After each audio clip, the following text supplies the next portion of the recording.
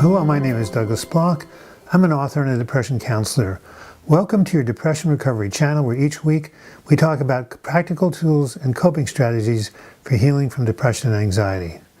The title of today's talk is 5 Things Not to Do When You're Depressed. Point number 1, do not try to self-medicate. When a person is suffering from anxiety or depression, he wants to get out of his pain. One way to do so is to take mood-altering drugs. Depressed people like stimulants. People who are anxious like downers or depressants. In either case, this result is only temporary, and the tendency of a person to turn to drugs or alcohol to improve one's mood is called self-medication. As I said, while drugs and alcohol seem to work in the short run, they do not in the long run. Now, one very interesting example of this is the founder of psychology, Sigmund Freud. Freud was a depressive, and one day he stumbled upon cocaine. It lifted his mood so much that he wrote a whole paper on it and declared to the world that he had found the cure for depression. But unfortunately soon he learned Isaac Newton's law, what goes up must come down. And he recanted his belief and again realized that drugs like cocaine will only work in the short run. Freud soon learned what modern science tells us, that it takes more and more of these substances to get the same effect because the brain adapts to them.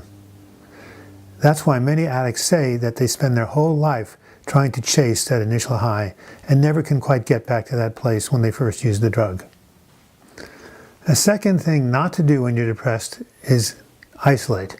Don't isolate. Unfortunately, this is what many people with depression do. They don't answer phone calls, they don't open their mail, they withdraw from the world. Now, there's only one problem with this, is it violates the basic law of healing from depression, is that we must reach out to others. We cannot heal in isolation. We are pack animals, and we need each other for connection and for healing. Having support is essential to recovery. One cannot overcome the illness of depression by oneself. The weight is simply too much to bear. When I see people trying to beat it by isolating, trying to beat depression by isolating, they inevitably fail. This is why in my book, Healing from Depression, the second principle of recovery I state is reach out to support with others. Conversely, when people take the risk and reach out for support, they open themselves up to a healing force greater than any known drug. Point number 3, don't make any big decisions when you're depressed. As we said in a previous video, depression blocks one's intuition and hinders the decision-making process. Thus, if you're depressed, don't get married or divorced, don't quit a job or take a job, don't buy a house or sell a house if you're in a major depressive episode. Wait until your symptoms clear up and you can see things more objectively. Point number 4, don't neglect your physical needs. Make sure you're getting enough food, water, exercise, touch, and rest. In addition, do not act out through food.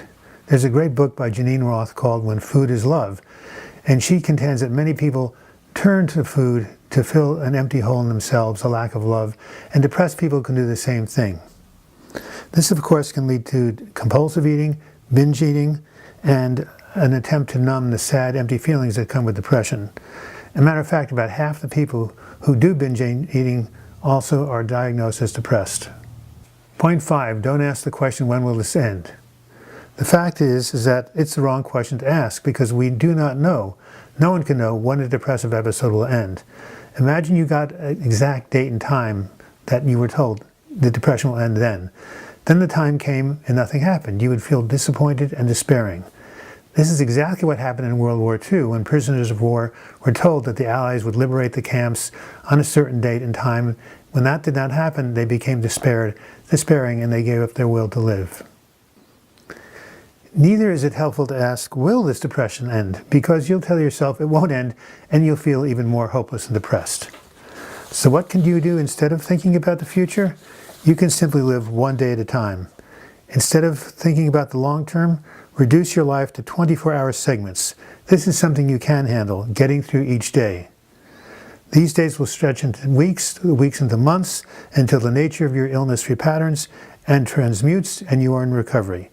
Just remember, you don't have to worry about the long run. Just think about what is in front of you, and you can get through the day one day at a time. This has been Douglas Block. Thank you for watching this video. I hope you've learned something from this. Our next video, by the way, is going to be 5 things you should do when you're depressed.